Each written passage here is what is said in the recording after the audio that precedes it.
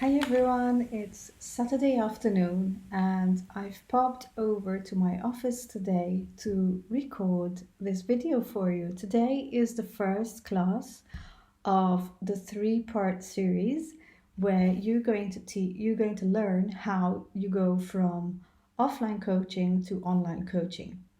Now, hold your horses if you don't intend to completely transition to online coaches, but maybe you would like to see if it's going to work for you. Or maybe you want to use online strategies in order to boost your offline coaching practice. You are still in the right place, and this is going to be useful to anybody that wants to grow a coaching practice. Because in reality, when you get leads, you can choose where to get them from. I'm going to show you a process that is going to help you choose where to get them from. And also, you could target your local community. What a lot of coaches end up doing is actually reaching a kind of mix where they are still working offline but also working online. And maybe the long-term goal would be to work online only. That is perfectly possible, but it requires a slightly different business model. So it takes a bit of transitioning to go from offline to online. If you're still beginning and maybe you're not sure whether you're going to go online or offline, this is going to be very interesting for you as well. So before we jump in, if you don't know me, my name is Stephanie Fiteni.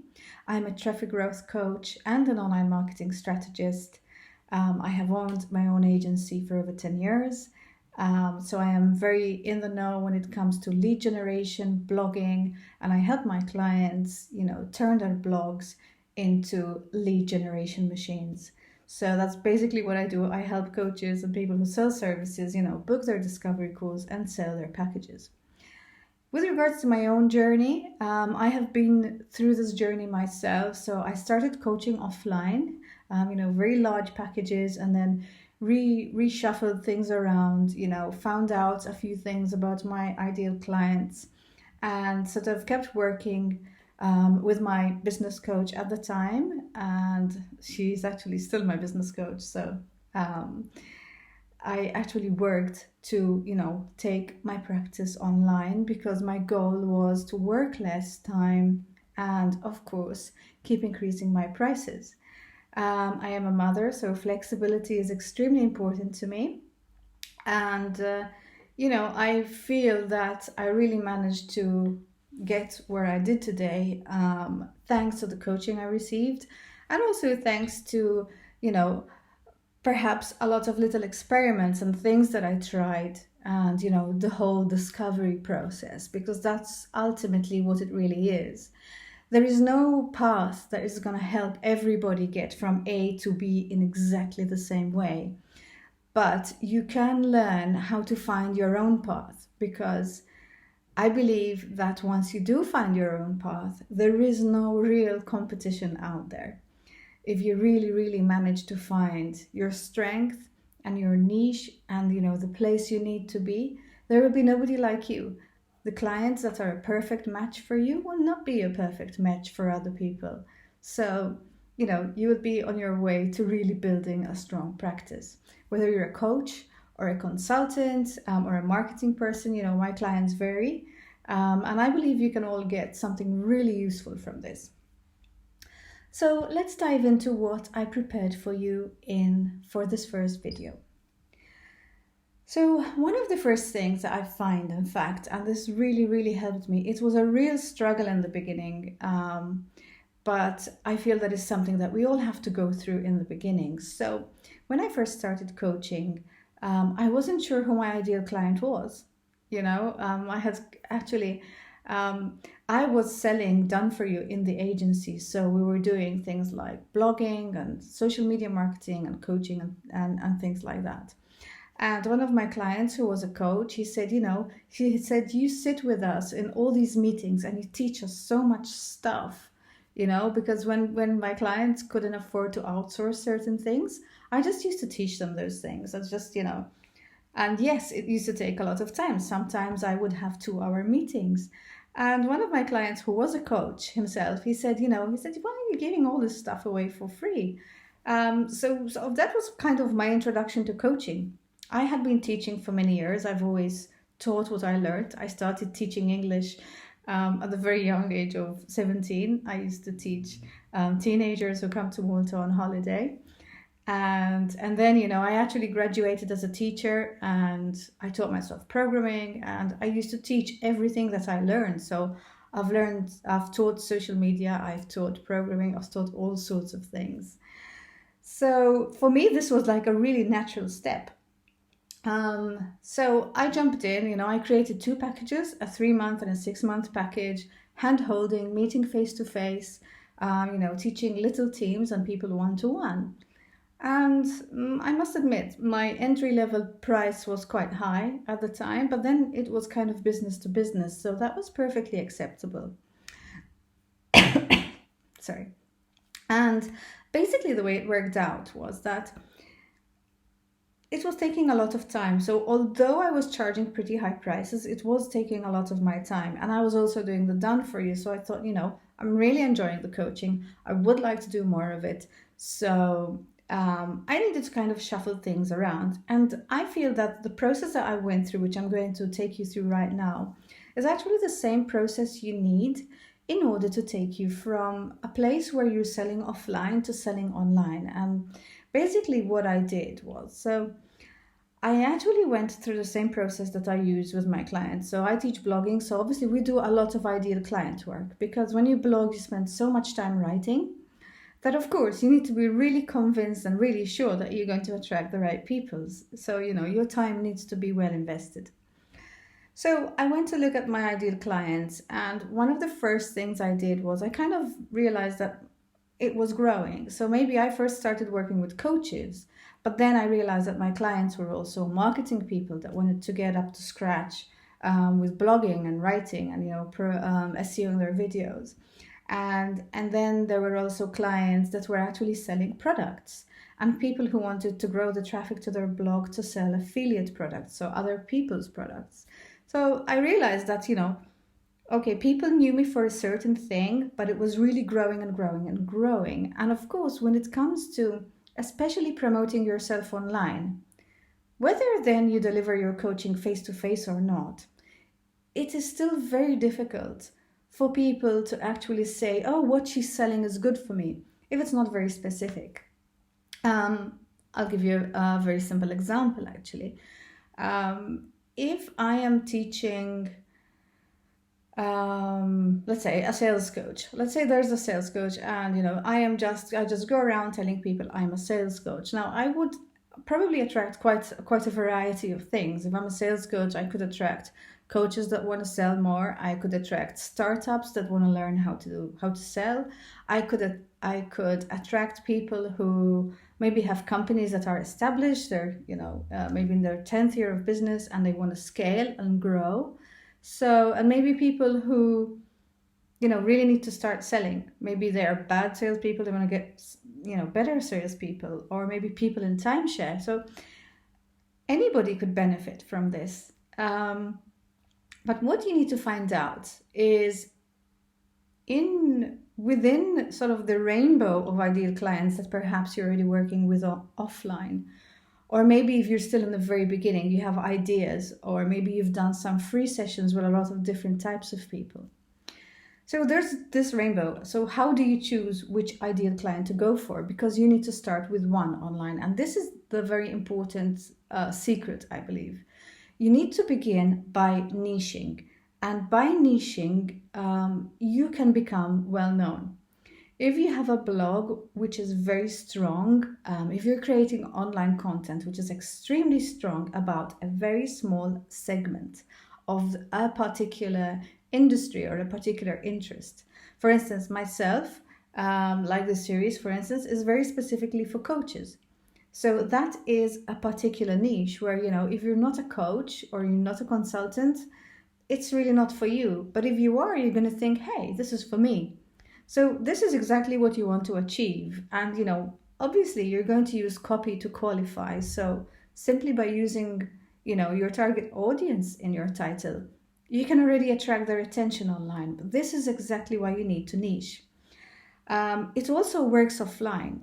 When I used to work in the agency, when we had restructured, and I did a little bit of an experiment because I was focusing specifically on selling blogging. And they were, 12-month blogging contracts, so they were pretty big and they were for clients. So I focused all the way down, although we had been writing for all sorts of people, from call centers to lawyers to, about pregnancy, all sorts of products.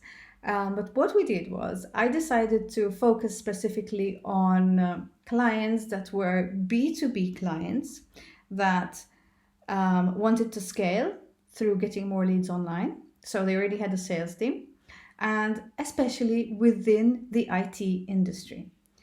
And I think that was really key, because when you do these things, first of all, you are very clear about who you're going to target. So it becomes much easier for you to actually find these people. It also becomes very good and very easy for your clients who already know that what you do is good.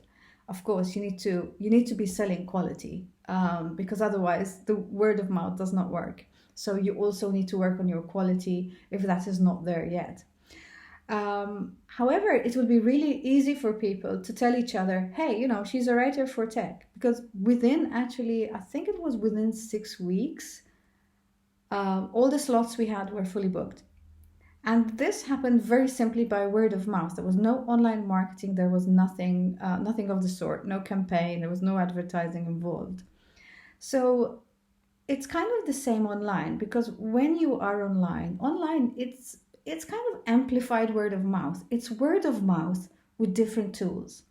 You're giving your audience, your contacts, everybody in your orbit, the tools to be able to refer you. But if what they're referring you for is too vague, first of all, you're going to get less referrals because people are not sure who to refer you to. And secondly, if you're not very specific, then once that person has been referred to you, they're not going to be sure if you're the right person. So maybe they will not even contact you. So absolutely important. The first step, and this is for homework, if you really want to make this series useful to you and you really want to get the best out of you, this is the first thing you need to do. You need to go away, you need to have a look at your ideal clients, and you need to choose one specific sub or niche in your industry that you're going to work on. So choose all of your different types of clients, and it's going to be hard. I know it's so hard. I do this with my clients, and it's so hard. When I come to do it for myself, oh my goodness, it is so painful. But always tell yourself that you are not leaving the other client audiences. You're not leaving the other ideal clients. If they come, you will still take the work. If they come, you will still take the time to work with them. It's perfectly fine. But your marketing has to be specific, and the way you vocalize what you do has to be very, very specific about this particular client and this particular niche that you choose. So we're not saying completely change your business at this stage. We're saying just make a choice about the marketing. So once you have done this, okay, and you may want to take some time for this to absorb, because the next point that I'm going to go through is going to have quite a lot of weight about this as well. So it might influence your decision. The next thing you need to think about is, what am I selling? So you've probably heard a lot of people say, begin with the goal in mind. And unless you know what you're selling, so your packages and your pricing, you cannot actually sell effectively, because you will constantly be doubting or maybe changing your mind about what could be the right thing for your audience. And this is going to happen while you're writing. It's going to happen while you're doing your social media posts. It's going to happen while you talk to people. You'll be constantly changing your mind. So what you want to do, you want to commit to 3 packages perhaps that fit this one ideal client. And a question I get very common is, how do I choose which packages they are? Ideally, they should be packages that the same client would buy in sequence. So let's say I'm a new client, and maybe, my target audience would be coaches. So let's say there would be coaches that are just starting out, coaches that are maybe, halfway. So they have some clients and they're doing pretty well, but they want to go to the next level. And then there's the ones that are already really doing very well. So maybe they're already making 7 figures, so there's different the same client but at different stages. What will you sell this client at these different stages? Because what this does is, first of all, you have a package for every type of client. You let them choose what is right for them at the stage they're at when you talk to them. And at the same time, you can monetize every part of the journey if the client is really right for you. Of course, they will also be different prices because the more successful your client, the further along they are either in business or in the journey they are, the more likely that they will buy a high-end package. So, okay, so once you've got your packages, okay, so you decide you're going to sell, I don't know, maybe you have a 6-week coaching package. Maybe you also have a smaller package, like a 2-hour package or a half-day package. And then maybe you have the big 6-month, or some people also have a 12-month package, you know? So make sure that you price these packages, that you're very clear about what's inside them, and commit to keep them the same at least for 1 year. Now, of course, you can throw things in when you're actually doing the coaching. So if a client needs more support, for instance, I myself give more technical support. It doesn't mean that I'm going to go back to my description of my program, the one that I actually use, to interact with clients and prospects that are interested. I'm not going to go and change the description. So there is always a difference between how we market and how we sell and how we talk to people to what we actually do. It's important that you over-deliver with every coaching client. And of course, a lot of coaches put their heart and soul into really helping their clients. And that's fantastic. And you should keep doing that. But what you need to do is that it doesn't mean that every time you throw something in or you add something because you want to give a better service, you go and change your package. So what I want you to do is actually commit to your package on paper and just keep the basic outline the same. Because this will help you practice the selling, practice the marketing, and also really get confident with what it is you offer. And this will make everything easier, even if you meet somebody when you go to the cinema and they ask you, hey, what do you do? And, what can people buy from you and stuff like that. It's going to make things really easy. It's going to show people whether they're business related or not, whether they're connected to your business or not, whether they're potential clients or not. You would be in a position to really tell people what you do clearly and what you sell clearly. And this would really, really help your word of mouth. Doing the same thing online obviously is really going to help. And in fact, in the upcoming 2 masterclasses, we will also talk about how this translates in the detail into our online marketing and our content marketing and the tools that we use. And in fact, this is going to be very important because once you've decided your package, then you also have to commit to the price. Now, you don't have to keep your prices the same all year round. I definitely do not recommend that, and we'll talk about pricing again in the next 2 videos. But what I wanted to definitely make sure that comes along in this video is that you need to start with a price that you're comfortable with. So if you have been selling maybe social media packages and your clients keep asking you for discounts and you're not happy with that, and you feel that people maybe are undervaluing you, or maybe you yourself keep your prices low because you think that otherwise you will not be competitive. I want you to forget all of this. I want you to forget the clients that want you to be cheap. I want you to forget your own feeling of, are they going to pay? Are they going to be willing to pay? Am I going to lose this prospect? And in fact, what you need to lose in this process of pricing is the fear of losing a prospect, because it is a numbers business. And once you have chosen the right ideal client that will pay the right price, it still turns into the same number game. So if you're going to get in the game with the right numbers right away. The first thing you need to do to get your prices right is have a look, begin from what feels right, as opposed to, what would be a fantastic income. Begin from what feels like. Know what your expenses are, know what your monthly income needs to be for you to be happy. Okay, so we all have different expectations. Some have grander lives, and some people maybe don't spend so much. But what is the right price for you? Do you want to make 2K a month? Do you want to make 4K a month? Do you want to make 5K a month? Break that down into the number of hours that you want to work. And I have shared with you previously in another video. I will share it as well under this one. I like to use the HubSpot time generator. It's hourly rate generator for freelancers, and it's a really good one because you can put in all your taxes and everything else, and it will work out exactly how much you need to make per hour for your lifestyle. And it also keeps in mind the amount of hours you want to work, because for instance, for me, that is extremely important, because every year I plan to reduce my working hours and increase my income. And it's funny how once you actually put yourself on this path and that is your goal, it's interesting how you start seeing opportunities to do this everywhere.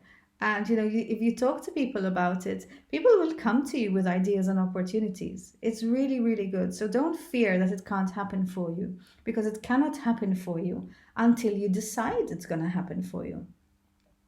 So here's what you need to do. I am going to share the HubSpot link below. And what I would like you to do is actually find out what the perfect hourly rate is going to be for you. Then, once you have this hourly rate, you have a good idea of what your packages should cost.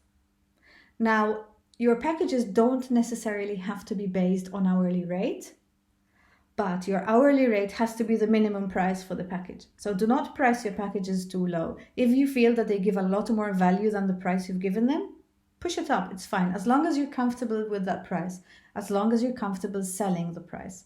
Because if you're not comfortable selling the price, you will not sell it. So that's where you begin. So, okay, so that's what you need to do. Once you have the package and the pricing you're totally comfortable talking to people about, then you actually go back and choose a client, an ideal client, from all those different ideal clients you have been looking at. Now you need to find the one that you feel is the most likely to actually pay those prices. Now, it can be one of two things. It may be perhaps the same ideal client that's further down the line and they have more money. It could be that maybe your individual, let's take the coaching industry as an example. Maybe it's not an individual coach. Maybe it's a coaching company if you really want to charge high prices. So obviously think about this, and think also of the best fit for your package. Who's going to get the most benefit? Who is going to reap the fastest benefit? They are the ones that's going to be happy to pay you more. Who are the ones, for instance, if I'm teaching sales to a bunch of marketing people that are not going to do sales but are going to work with sales, the value of what I'm selling is not so great. But if I'm teaching sales to somebody that when they close a sale, they make 20,000 euros of profit for their company, so it can make them really valuable and maybe, I don't know, make them the next CEO if they can climb, then of course that's worth a lot more. So you need to look at who is willing to pay me more, because what I am offering them is going to pay them more. For instance, conversion copywriting is a very, very good example of this. If you're a copywriter and your job is to write copy that converts, if you work with a client that is a startup and they just want their first few clients, they don't have traffic on their website, then the return on investment on what you've done is probably going to be very low. Whereas if you're working with somebody who already has an email list of hundreds of thousands, somebody who already has hundreds of thousands of clicks on their website and hundreds of readers already going to their blog, your conversion copywriting is going to mean so much more money in that client's pocket. So this is how you need to think. Okay, so who out there is willing to pay me, is not willing to do the work themselves, perhaps if you're a done-for-you person, or if you're a coach or a consultant, who doesn't have the expertise but needs my expertise as fast as possible. or maybe it would make the biggest difference to their lives, or to their business, depending on what you sell. So this is how you need to think. Where is your superpower?